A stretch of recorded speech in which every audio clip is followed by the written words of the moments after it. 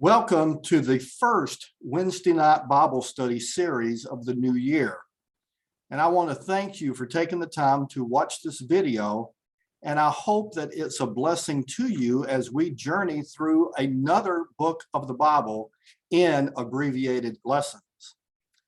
In the morning prayer rite, in the Book of Common Prayer, a resource that I use often in my daily devotions, there is a prayer called the Great Thanksgiving.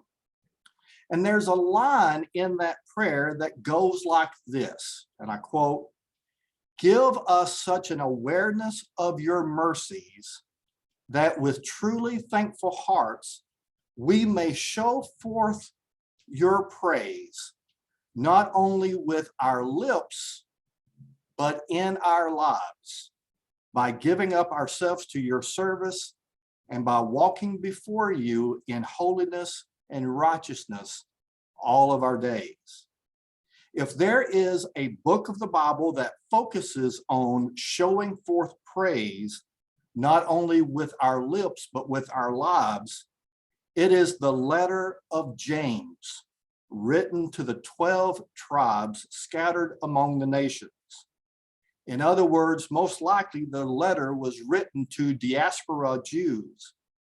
As N.T. Wright states in his massive commentary on the New Testament, the letter of James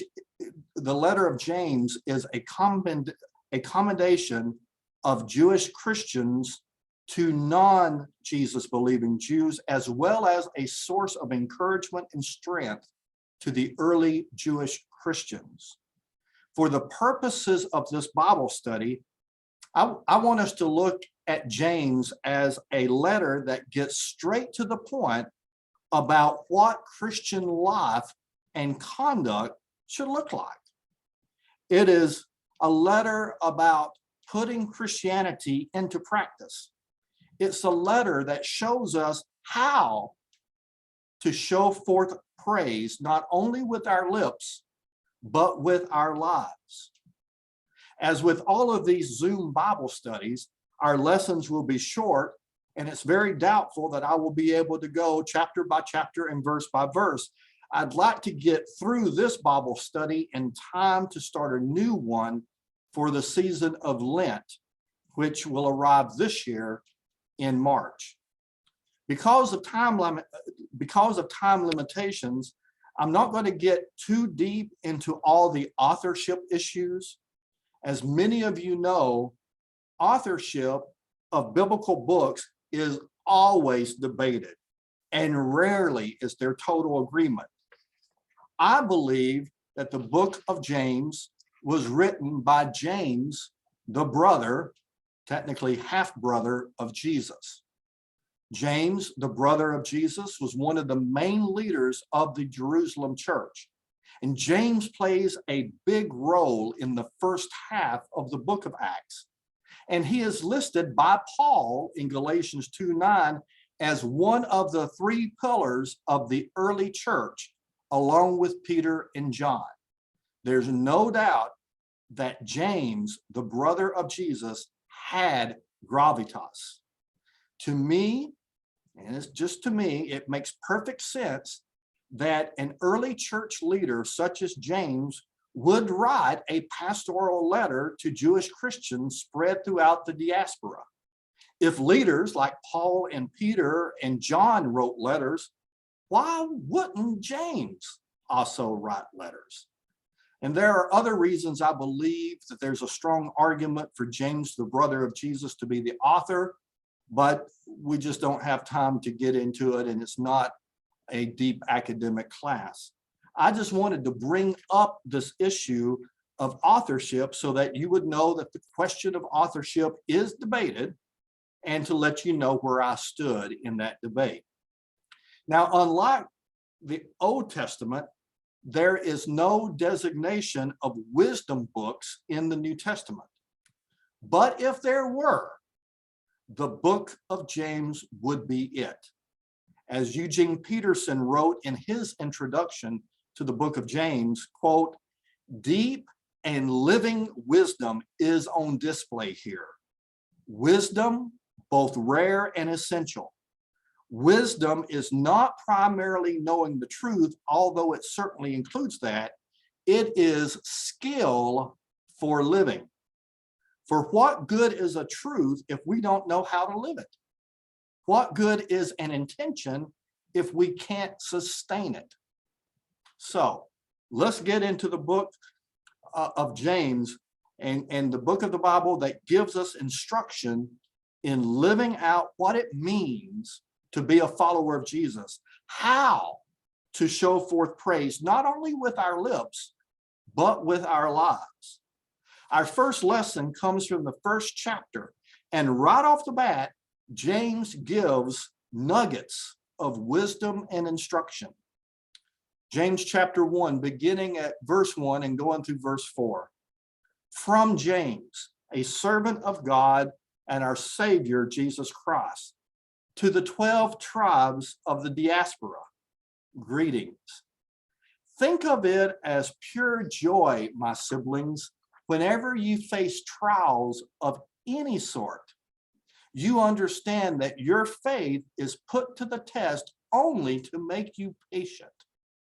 But patience, too, has its practical results. It's to make you fully mature and lacking in nothing. I also like the Message Bible paraphrase of those same verses.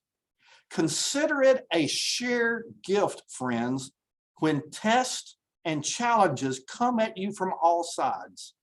You know that under pressure, your faith life is forced into the open and shows its true colors. So don't try to get out of anything prematurely. Let it do its work so you become mature and well-developed, not deficient in any way.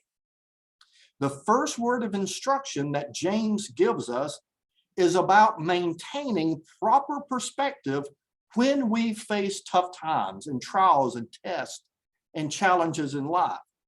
Do we panic, or do we remain calm under pressure? Do we hold to the truths of our faith to get us through, or do we abandon all hope and run? Whenever we go through life's challenges and hardship, James is pleading for us to remember that God is at work. Now, let me be clear. James is not saying God sends those hardships. Just like Paul, James would agree that it is just part of life. You know what? Blank happens, and you all can fill in the blank. Blank happens. James and Paul would agree that when these difficulties and hardships come, we have a God that promises to somehow bring good out of it. And in the end, we will come through it stronger, wiser, or as James puts it, quote, fully mature, lacking in nothing. And James goes even further and encourages us to consider this learning experience as pure joy because of its end result in us. There is joy. Notice I didn't say happiness.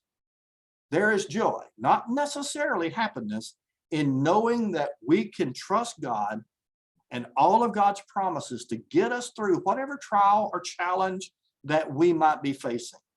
It is an assurance. It is a sense of contentment in God's presence and in God's promises.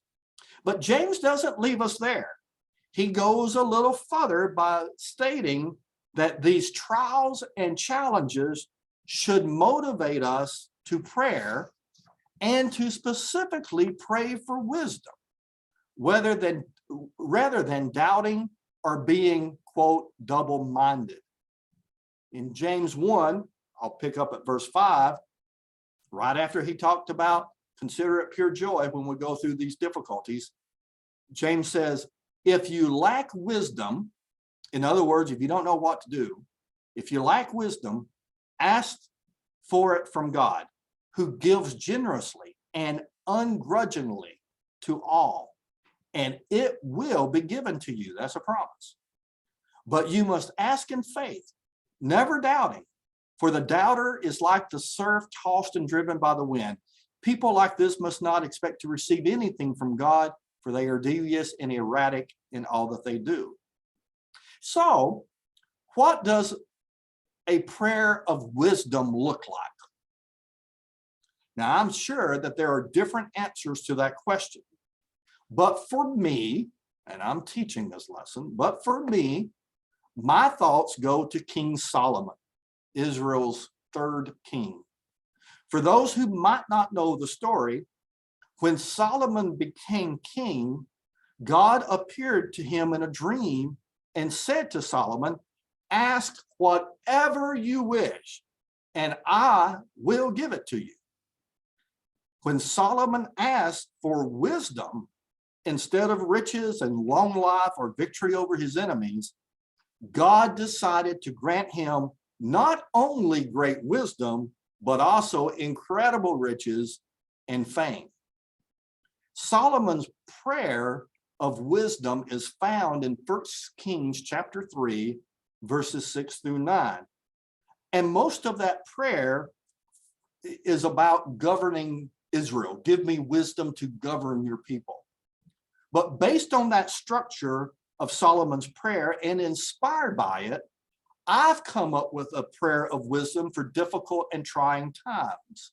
And it goes like this: God, in the midst of this hardship, God, in the midst of this difficulty, give me a listening, discerning, loving, and understanding heart so that I can see your work and faithfulness in my life. Help me to be attentive to your voice and sensitive to your promptings. Help me to know the difference between right and wrong, and to know what is your will and what isn't.